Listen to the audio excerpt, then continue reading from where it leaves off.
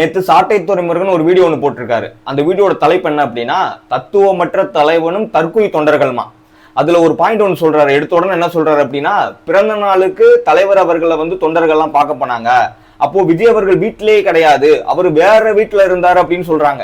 இவர் என்ன சொல்ல வர்றாரு அப்படின்னா, இந்த திமுக கொத்தடிமைகள் எல்லாம் எடுத்து ஒரு விஷயத்த பரப்பிட்டு இருக்கால, அதே விஷயத்த இவரும் பரப்புறதுக்கு முயற்சி செய்யறாரு.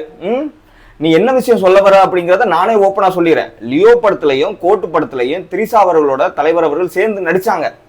அதுல இருந்து சில போட்டோக்கள் வந்துச்சு. உடனே அதை எடுத்துட்டு அந்த திமுக கொத்தடிமை எந்த மாதிரி புறணிய பரப்புறானோ அதே மாதிரி நீங்க இங்க உட்காந்து அவதூற பரப்பிட்டு இருக்க. இது எப்போ உங்க புத்தியெல்லாம் இப்படி மாறிச்சு?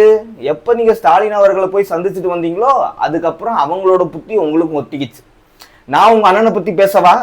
உங்க அண்ணன் என்னெல்லாம் பண்ணிருக்காருங்கிறத பேசவா? ஆதாரத்தோட எடுத்துக்காட்டாவா? அடுத்து என்ன சொல்றாரு அப்படின்னா, இந்த அணில் குஞ்சுங்களுக்கு கொள்கை என்னன்னே தெரியாது. கொள்கை என்னன்னு கேட்டா, பிறப்புக்கும் எல்லா உயிருக்கான திருக்குறளை கொண்டு வந்து கொள்கை அப்படின்னு சொல்லிட்டு இருக்கானுங்க இந்த தற்கொலை கூட்டாங்க அப்படிங்கிற மாதிரி சொல்றாரு.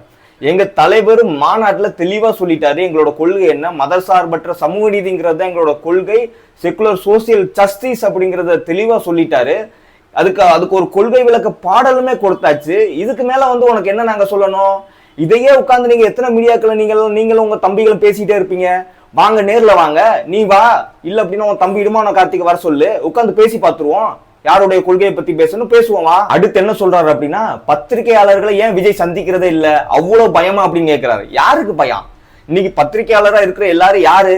திமுகவோட கொத்தடிமைங்க, பத்திரிகையாளர் என்கிற போர்வையில இருக்கான். அவனை எதுக்கு எங்க தலைவரை சந்திச்சு பேசணும்? எங்க தலைவர் என்ன சொல்லணும்னு நினைக்கிறாரோ அதை ஒரு அறிக்கையில சொல்லுவாரு, இல்ல அப்படின்னா ஒரு காணொலி மூலமா சொல்லுவாரு. நாங்க இங்க கோடிக்கணக்கான தொண்டர்கள் இருக்கோம், இங்க எல்லாரு கையிலயும் சோசியல் மீடியா இருக்கு, அதை நாங்க மக்கள்கிட்ட கொண்டு போய் சேர்த்துற போறோம். உனக்கு என்ன இதுல பிரச்சனை? உங்க தலைவர் தெருவா போய் அந்த கொத்தடிமையில சந்திச்சு பேசுறாருன்னா அதே மாதிரி எங்க தலைவரும் சந்திச்சு பேச நீ எதுக்கு சொல்ற? அதை எங்க தலைவரும் எங்க கட்சியும் முடிவு பண்ணிக்கும். அடுத்து என்ன சொல்றாரு அப்படின்னா, மாநாட்டுல என்னெல்லாம் தளபதி பேசினாரோ அதெல்லாம் மத்தவங்க எழுதி கொடுத்தது, அதை ஒரு மாசம் உட்கார்ந்து மனப்பாடம் பண்ணிட்டு வந்துதான் அவர் அங்க பேசினாரு அப்படிங்கிறாரு. இது மூலமா அவர் என்ன சொல்ல வர்றாரு அப்படின்னா, தளபதி அவர்களுக்கு சொந்த புத்தியே இல்ல, அவரா சிந்திச்சு செயல்படுறதே இல்ல அப்படிங்கறத இங்க நிறுவ முயற்சி செய்யறாரு.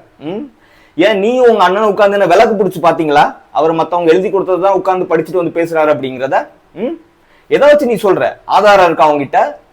திமுக காரன் என்ன பண்ணானோ அதையே இங்க உட்கார்ந்து இப்ப நாம் தமிழர்காரன் பண்ணிக்கிட்டு இருக்கான். என்ன பண்றது? அவதூறுகளை பரப்புறது. இப்பவும் திரும்பவும் சொல்றேன், நீங்க பரப்புற அவதூறு எல்லாம் எங்க மூக்கு முடி மயிருக்கு தாண்டா சமம். எச்ச நாய்ங்களா.